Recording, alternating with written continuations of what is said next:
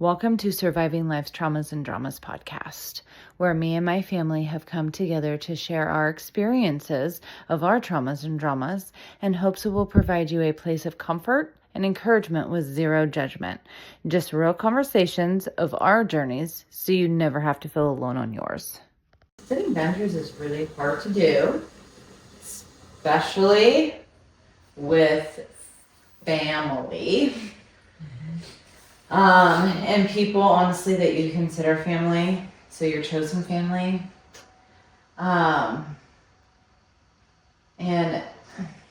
I really appreciate Mel Robbins and her Let Them Theory book. Shout out to her. That completely transformed the way that I think and go about things. And if you haven't read her book, highly recommend it. But I really appreciate it because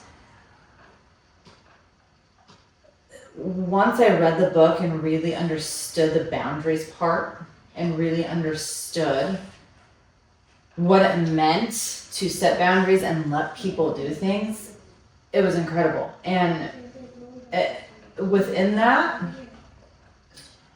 having boundaries for somebody, like for you, example, Mom, if you are angry at me for something, I'm going to be okay with that. I'm going to let you be angry, and I'm going to let me have my own boundary and let you ride whatever anger roller coaster you want to ride. I used to not like the fact that you were mad at me. I used to really hate it because I don't like people that I love being angry with me. And so because I'm a fixer, I'm like, okay, I need to fix why Mom's mad at me. I need to make sure that Mom's not mad at me. I need to figure out how I can build Mom's trust back. I need to figure out how I can make Mom be happy with me again. And that's not always a healthy thing to do.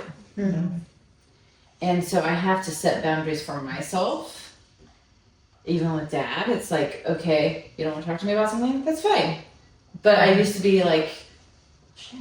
Come on, tell me. Yeah, why doesn't Dad want to talk to me? Like, tell me what's going on. Like, why are we angry? Especially with you being an overthinker. Oh, yeah. Spiral. Yes, and that is part of that too, right? Because setting boundaries helps me not overthink so much. Mm-hmm. Letting people behave in certain ways or react in certain ways. Letting them do that. And then letting me control my emotions and having boundaries for myself and how I'm going to respond to it and how I'm going to react to that. It's a healthier way to go about it, I think, because I am not consuming myself with somebody else's problems. I am not consuming myself with somebody else's issues. Yes, I will allow people to come to me with stuff, but I am no longer concerning myself with it to the point where it overtakes my thoughts, it overtakes my day, because that's not healthy, and that's not a good healthy boundary. And so I'm working on having good, healthier boundaries, especially since my brother died. And I just think that it's really important in any relationship, platonic or romantic, to have really good boundaries. Mm-hmm. It doesn't matter what it looks like. It doesn't matter why you're having good boundaries. But I think it's good and healthy to have boundaries because it also goes to respecting yourself. Mm-hmm. Well, and to a point, respecting them as well. Yeah, absolutely. Because you're not Absolutely. trying to control their response. That's exactly right. Like, I feel like I used to make different choices, and even what I would tell people based on how I knew they were going to respond. Mm-hmm. And in that, like, you're changing who you are as a person. You're not giving them the opportunity to respond how they would, and maybe it's different than what you have pictured in your head. So then you have these fake relationships too. So it's the whole thing. And that is exactly why I think boundaries is so healthy and so good, because then you also start recognizing the fake people. Yep. Mm-hmm. And you also start knowing where you want people to be in your life. Mm-hmm. If you're not going to respect my boundary, if you're not going to respect my no, then we're good. You know? If you're not gonna respect me enough when I say I don't want to do that. If you're not gonna respect me enough when I'm like, no, it's okay. I'm not gonna be a part of this conversation, and you're still pushing me to be a part of something, you're not respecting that. You're not respecting my no, and I don't appreciate that. And so now I know where my boundary's at with you. Yeah. I don't know if this is necessarily about boundaries. Well, maybe it is. I don't know. You guys can tell me if it is or not. So, with different relationships that I've had in my life, and especially most recently, I'm now trying to change the relationships that I have to where, for me, vulnerability is a huge thing. Like I'm not vulnerable with many people just because it's a safety thing. But now I'm kind of telling myself, if I can't be vulnerable with you, we're not that close anyways. So why am I investing so much time with you 100% yes. if I can't be vulnerable with you? If I can only give you a quarter, maybe half of myself, maybe, but probably more like a quarter, it's not worth my time. And yes, it is absolutely a boundary. Yep. And I love that. Yep. That is a great way to look at that. Yeah, that's a really good way. Yeah. Vulnerability, I think, is the thing that I could relate to mentally, I guess, if you will, on how I could establish my relationships in a box. Yep. Mm-hmm. So I can't be vulnerable with you because that is so sensitive for me. Like, we don't really have that good of a relationship anyways. 100%. Trust issue. And that is something that I'm learning, especially since my brother passed. Having that boundary with people and being like, if I cannot trust you, and if I don't respect you, we have no relationship. Yeah. There is no question. There is none of it. And I'm not sorry to say this, but it's a cutoff. Yeah. Because people will show you who they are. And again, like I said before, you need to listen to that. Mm-hmm. Yep.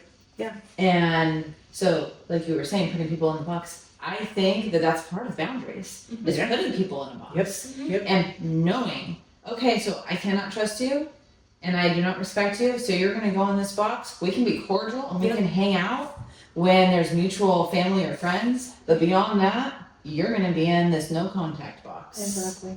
Yeah. And being okay Yeah. with that. Mm-hmm. And that is something that I have struggled with my boundaries, being okay with people being in that box. Mhm. Being okay with not having certain people in my life anymore because they are not respecting my boundaries. They have lost my trust. They have lost my respect. And I'm like, okay, this sucks because I want you in my life. But I also recognize where I'm at, with my boundaries, and what I can do, and I can't do that. And it takes practice. Oh. And it takes time. And sometimes it hurts. Like, there's still times where there's one person in particular that cannot take accountability if their life depends on it. They cannot. And they are almost my age. And I'm like, at our damn age of almost 40 years old, you have not learned to take accountability. I'm not having anything to do with that. That's absurd. So I still miss them. Still. Like, even the other day I was telling my husband, I really miss this person, but it's not worth it. It's not worth it.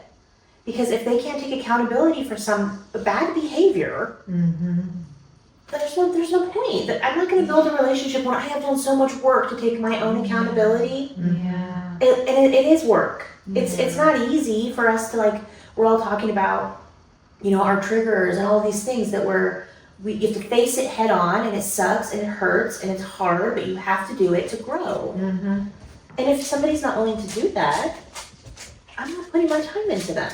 And that is something that I'm learning because I know that people don't take accountability. And so that's something that I'm learning because the old me was okay if people didn't take accountability. Yeah. The old me was okay if it all had to be on me Yeah. to fix it. The old me was okay if I had to be the one doing all the work. Mm-hmm.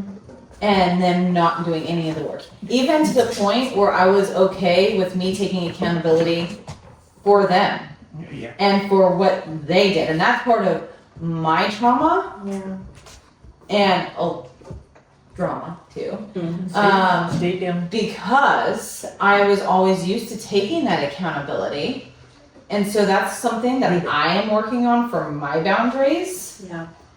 Because it's like you said, it's so hard, especially when you miss them and they were such a part of your life and have been such a part of even healing to a certain degree.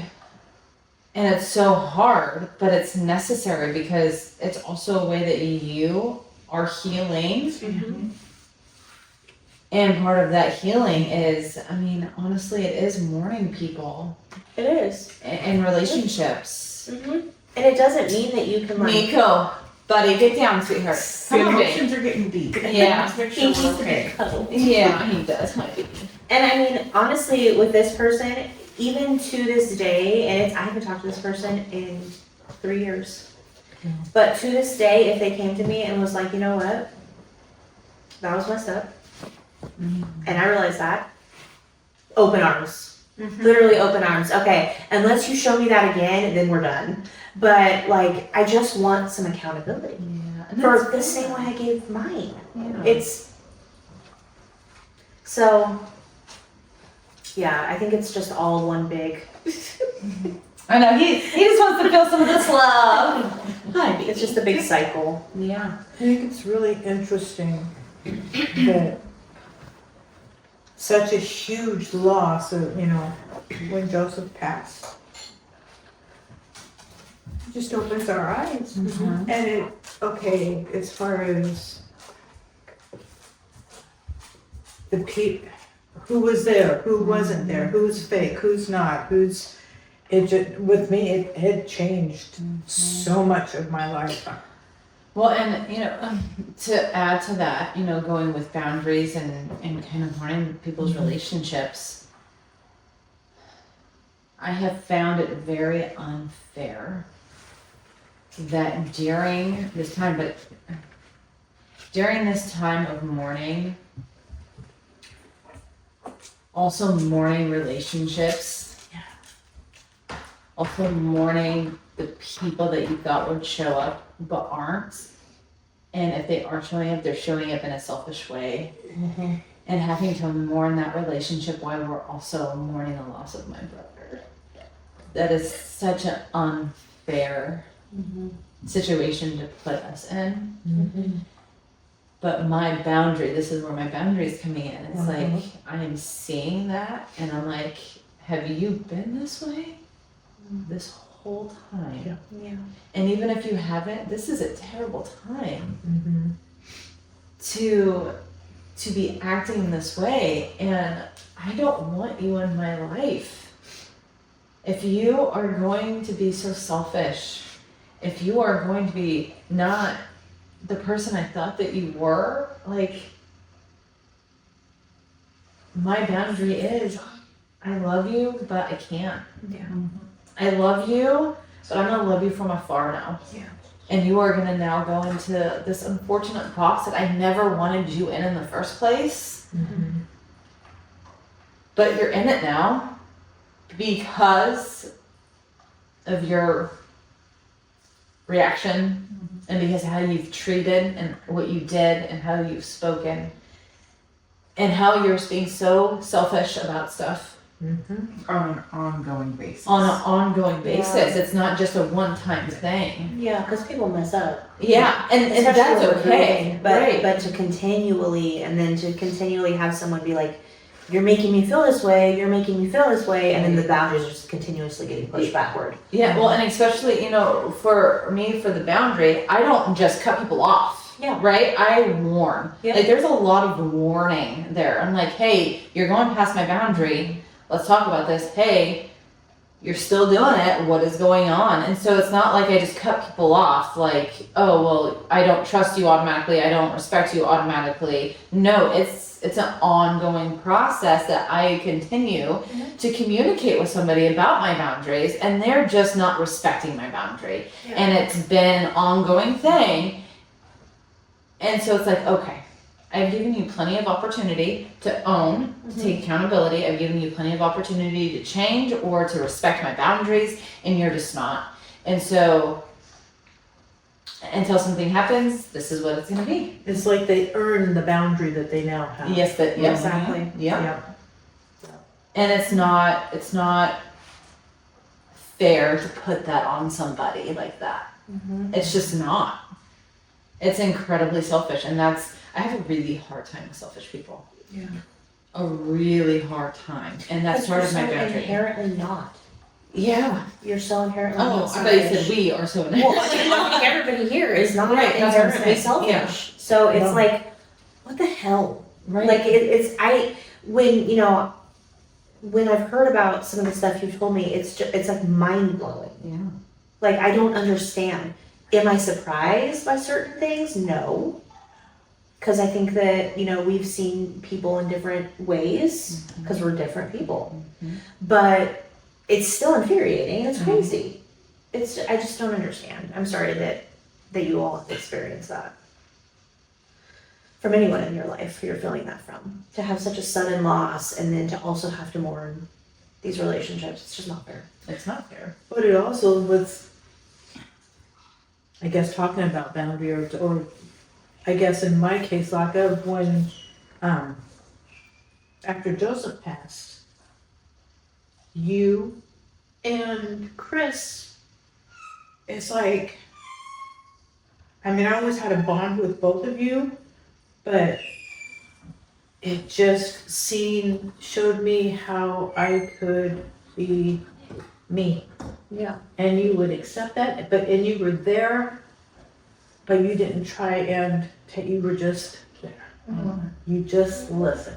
Yeah. And I was able to see in your face and in Chris's face that you both, even though he wasn't your son, but your cousin, you felt it and you knew the pain. Mm-hmm. And Chris was the same way. Mm-hmm. She felt it, but she didn't, neither one of you tried to overtake, Yeah. you know. Because honestly speaking, anyone who knows you knows that's not what you want. Right. That's not what you need. Right.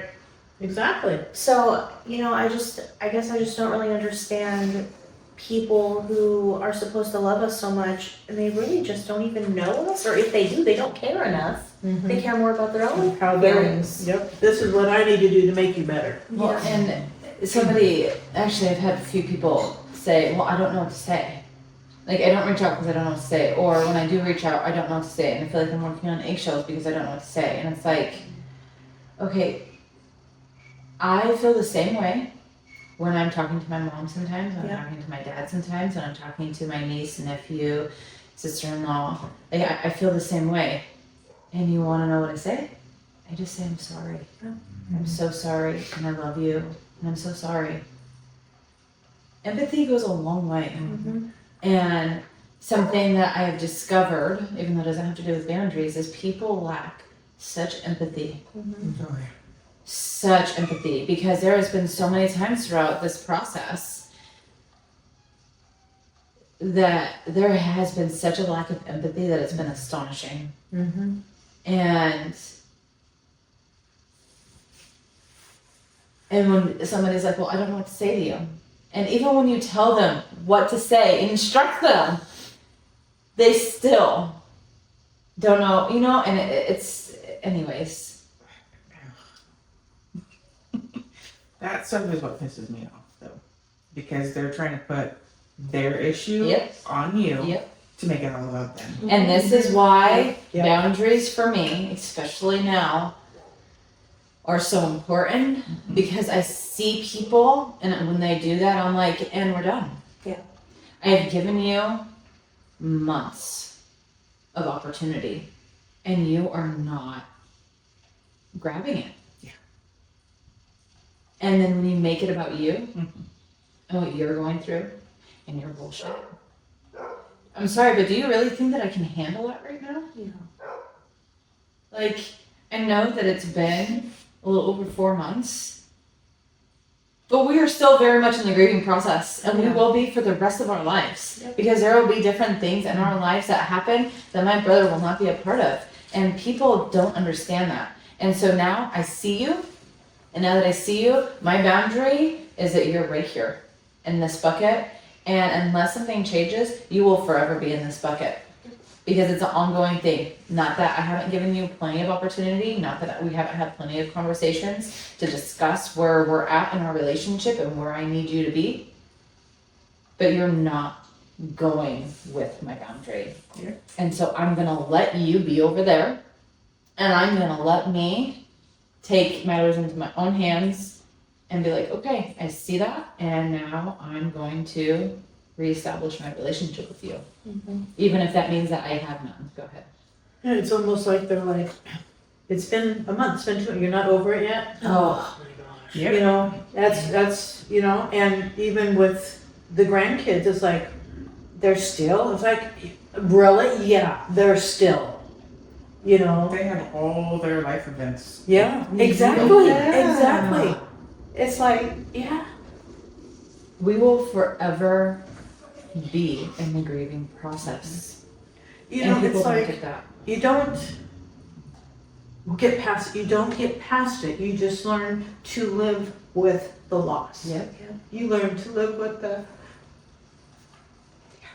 It's a new normal. It's a new normal, and people that don't respect your new normal and don't respect your boundaries within that new normal don't deserve to be a part of your life. They just don't. And even though I know that is harsh for them, maybe, but not for me, because we have been thrusted into another reality, into another life that is terrible.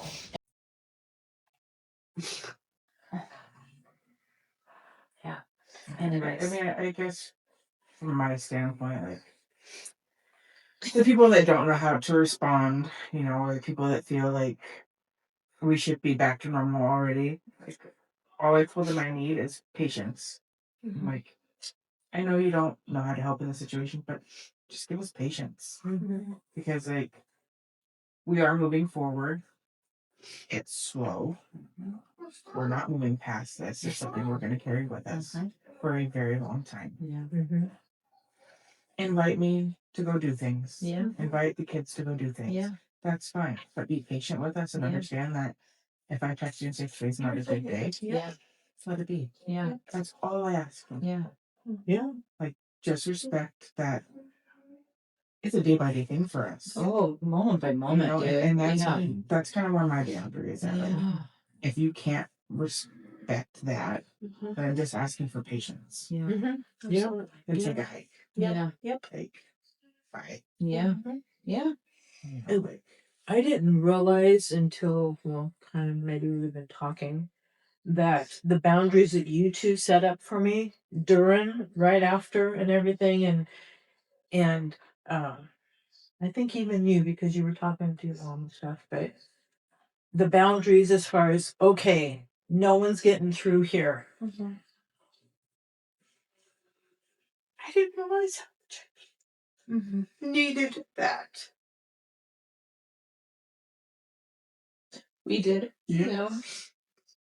Like, we joked so much about how we're the FBI for you. Secret Service, the FBI, The day Secret of Service. celebration, it was, I told Dad, I wrote him a card for, what was it in October? Christmas card. That the day we celebrated him was the most unreal and worst day because it was recognizing that my baby was gone, that I would never, until heaven, see him again.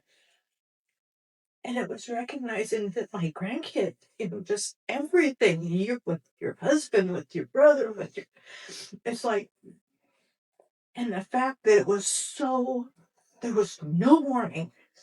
That made it, to me and to Dad, that made it worse. There was no preparation. It was just slap in the face and knocking everyone right on our butts.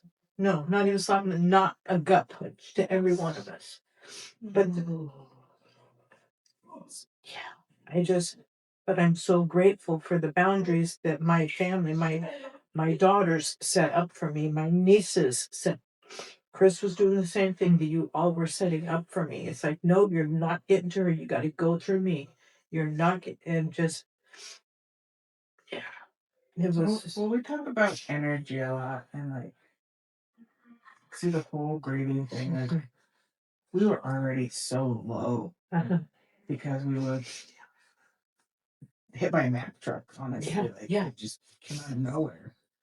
And for all the other people, like Letitia's way more sensitive to energies than I am, but like, they were trying to suck energy from us at our lowest point. And I think that was the understanding Letitia and I had, was we couldn't let them do that to you. Like, you are already so broken. yeah. Like, No, it was okay. crushing. We were it not was going to let crushing. people do that to you. No, it was crushing. And that's just not fair No. either. Like, the fact that we had to do that with family and some friends, and I don't know, like, I think that was a big eye opener for Letitia and I too. It's just we had a handful of people we knew that we could trust to protect you, if you will, you know. And that list was pretty small. Oh yeah. And that's sad. Yeah. Yeah, there are people in place that Dina and I specifically put in place to be around you because of the boundaries, because we knew that people would want to hug you. We knew that people would want to talk to you. And we're like, Mom can't handle that. There is no way. And so we literally had people, Nick being one of them, Dee being one of them, your brother being the other one, my half brothers being the other one, dad, like we strategically placed people because of the boundaries, because people would suck the life out of you, you know, and we didn't think that was appropriate, and so we were like, no, we cannot do this. So our boundary for you, it was like we had a huge wall with everybody, and you were inside of that wall, and if anybody even came close to penetrating that wall, we had reinforcements and we were not afraid to use them.